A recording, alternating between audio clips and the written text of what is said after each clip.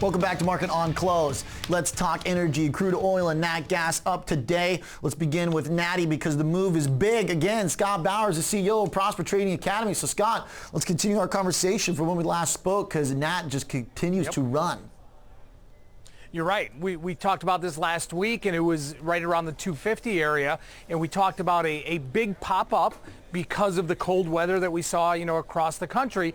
And we talked about that, you had asked me, said, is this the time to buy in? I said, I want to see it sustain up here, right, for a little bit longer, and I want to see good volume. And we got that good volume, and we got that, the continued rise up here. So now that we're up around this over 275 level, that was massive resistance, Oliver. And this thing looks like it's headed, honestly, to 3.25, 330. Yeah, to your point, September we got up to about 260 or about 268, then got slammed right back down in a pretty sharp sell-off. I mean, the volatility has been pronounced in nat gas as it typically is, but from here it seems like look, the only run that we can go from was the one in 2018. That took it up to 470-ish. But other than that, I mean, to your point, Scott, the chart looks like there's plenty of open range.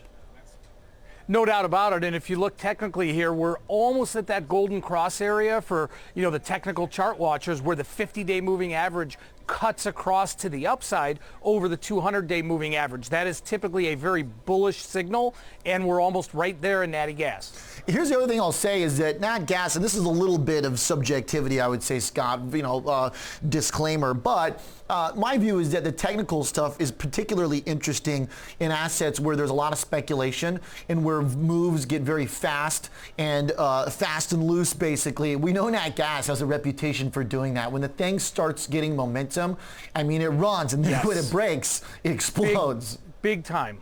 Big time momentum trade. And, the other interesting thing that we had talked about, I think I mentioned that there was like a record number of shorts out a week or so ago. And boy, did they take it on the chin. They really, got blown out here. I don't know if they have covered and that's what caused this next big run up, or if they still have yet to cover here. But you're right. This is a huge momentum type of trader. Okay, so we'll keep an eye on it. Hopefully it doesn't mean, icy weather too soon here, but it's probably coming anyway. Yeah, exactly. Scott, all right, you can go long nat gas. That's the Chicago trade, right? Long nat gas to offset the Canada Goose costs, right?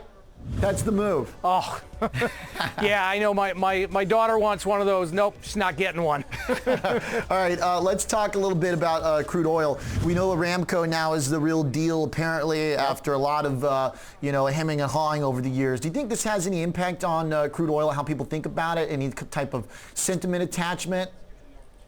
No, honestly, I really don't. I think it's just very coincidental that, the news came out finally of the IPO, along with where we're getting positivity for U.S. and China trade talks. And, I think, again, it just so is very coincidental. However, moving forward here, what's going to drive the price of oil is more than likely what happens with the China tariff talks. If things progress and they do sign this first wave here, we may see a continuation of the rally here. I have my doubts.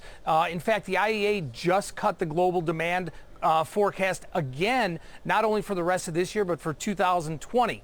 What could make a difference this week is EIA. Last week, we got a huge surprise from EIA numbers about a huge build, a big inventory build, and that hurt the price. Let's see what happens on Wednesday when that comes out. But I do think the market is looking beyond the Saudi Aramco IPO much more to what's happening with the tariff issue. I'm with you there, Scott. I will say this. We've known that Saudis have kept pushing this thing off. It really began when we had the massive oil sort of revisioning of what the energy market was going to look like in 2015-16. This thing's been going on for years.